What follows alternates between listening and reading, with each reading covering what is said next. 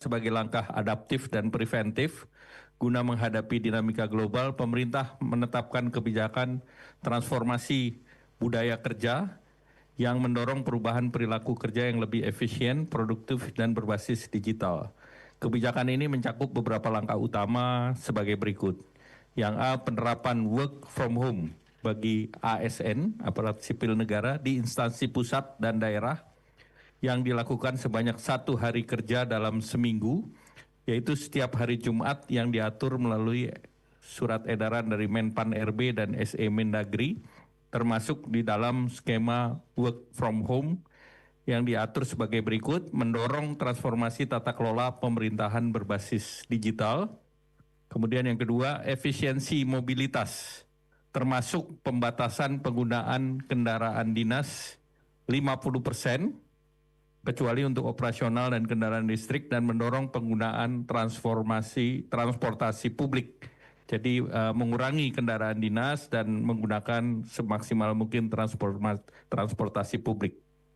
Kemudian efisiensi perjalanan dinas di dalam negeri hingga 50% dan luar negeri hingga 70%. Nah, khusus untuk daerah, ini ada himbauan untuk penambahan jumlah hari, durasi waktu, dan cakupan daripada ruas jalan dalam Car Free Day sesuai dengan karakter masing-masing daerah, dan ini akan diatur oleh SE dari Menteri Dalam Negeri.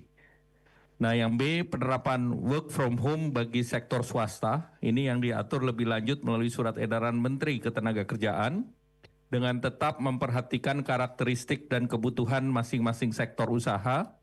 Pengaturan melalui surat edaran Menteri Tenaga Kerja juga mencakup gerakan efisiensi penggunaan energi di tempat kerja.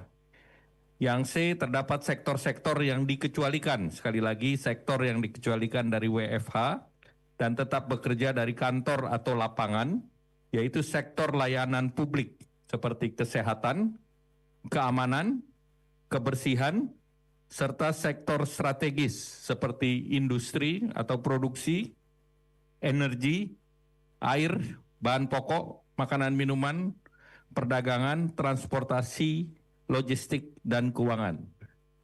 Kemudian D, sektor pendidikan tetap melakukan kegiatan belajar mengajar secara tatap muka, yaitu luring secara normal di seluruh jenjang pendidikan dasar hingga menengah 5 hari dalam seminggu, dan tidak ada pembatasan untuk kegiatan ajang olahraga terkait dengan prestasi maupun ekstrakurikuler lainnya.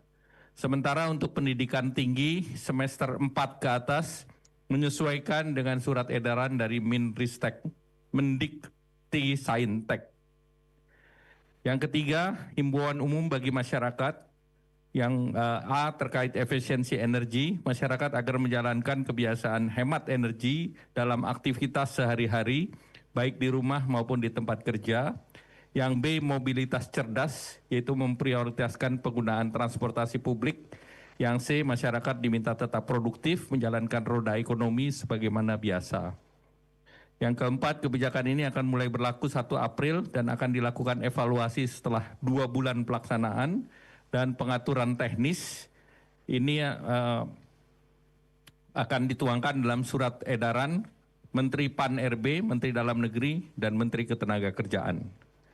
Kelima, potensi penghematan dari kebijakan work from home ini yang langsung ke APBN adalah 6,2 triliun berupa penghematan kompensasi BBM, sementara total pembelanjaan BBM masyarakat berpotensi untuk dihemat juga sebesar 59 triliun.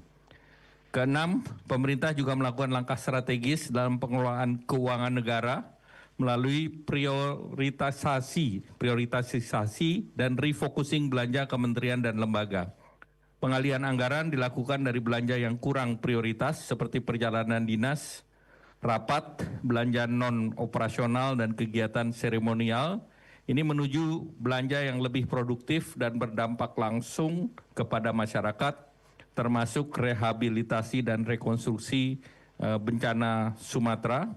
Pemerintah juga terus mendorong percepatan belanja kementerian dan lembaga, serta penajaman belanja melalui optimalisasi anggaran. Potensi prioritisasi dan refocusing anggaran kementerian dan lembaga ini dalam range 121,2 triliun hingga 130,2 triliun. Yang ketujuh, sebagai bagian dari upaya kemandirian energi dan efisiensi energi, pemerintah menerapkan kebijakan B50. Ini mulai berlaku 1 Juli 2026. Pertamina telah siap untuk mengimplementasikan blending, dan ini berpotensi mengurangi penggunaan BBM berbasis fosil sebanyak 4 juta kiloliter. Dan ini dalam 1 tahun, tentu ini dalam 6 bulan ada penghematan dari fosil dan juga ada penghematan subsidi daripada biodiesel yang diperkirakan nilainya 48 triliun. Untuk memastikan distribusi BBM, pemerintah akan melakukan pengaturan pembelian dengan penggunaan barcode My Pertamina dengan batas wajar 50 liter per kendaraan, tetapi ini tidak berlaku bagi kendaraan umum, dan untuk detailnya nanti akan disampaikan untuk energi ini oleh Pak Menteri ESDM. Kemudian selain langkah di atas, pemerintah mendorong optimalisasi daripada program makan bergizi gratis sebagai program, dan program ini diarahkan untuk penyediaan makanan segar selama 5 hari dalam seminggu dan tetap memperhatikan pengecualian seperti untuk asrama, daerah 3T dan daerah yang dengan tingkat stunting tinggi. Potensi penghematan dari kegiatan ini mencapai 20 triliun. Dan keseluruhan kebijakan ini merupakan bagian dari transformasi struktural menuju ekonomi yang lebih efisien, produktif, dan berdaya tahan. Dan pemerintah mengajak seluruh masyarakat dan dunia usaha untuk tetap produktif, berpartisipasi aktif, dan mendukung efisiensi dan transformasi budaya kerja ini. Terima kasih, kami kembalikan.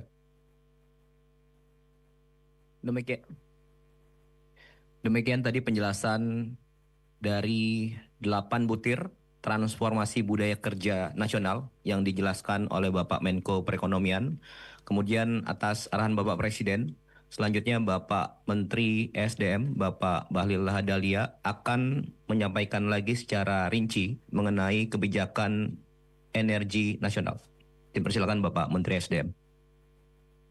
Terima kasih Pak Seskap, yang saya hormati Pak Menko, Bapak Ibu Menteri semua yang saya hormati, mohon maaf tidak sebut satu persatu, menindaklanjuti apa yang menjadi arahan Bapak Presiden dan apa yang telah digariskan secara umum tadi disampaikan oleh Pak Menko. Kami menyampaikan beberapa hal penting terkait dengan kebijakan di sektor energi.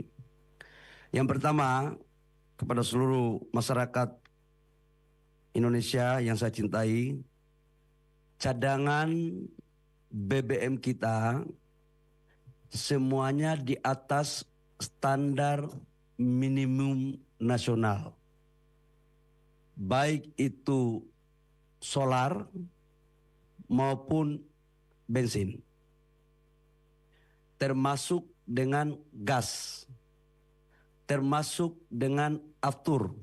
Termasuk juga dengan LPG. Artinya, sekalipun kita tahu semua bahwa ketegangan geopolitik yang belum kita tahu kapan selesai, dan beberapa negara lain telah melakukan berbagai macam kebijakan dalam rangka efisiensi di negaranya, kita bersyukur kepada Allah Subhanahu wa Ta'ala atas petunjuk dan arahan Bapak Presiden. Cadangan BBM kita semuanya di atas standar minimal nasional. Yang kedua, saya juga menyampaikan bahwa dengan implementasi B50, maka insya Allah di tahun ini kita akan mengalami surplus untuk solar kita.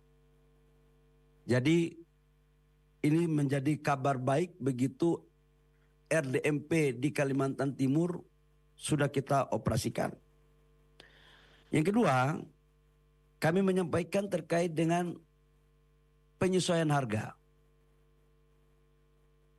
Bapak Ibu semua, kami menyampaikan bahwa pemerintah atas arahan Bapak Presiden dan hasil rapat penyesuaian harga untuk BBM subsidi, tidak ada penyesuaian naik ataupun turun. Artinya flat, masih pakai harga sekarang.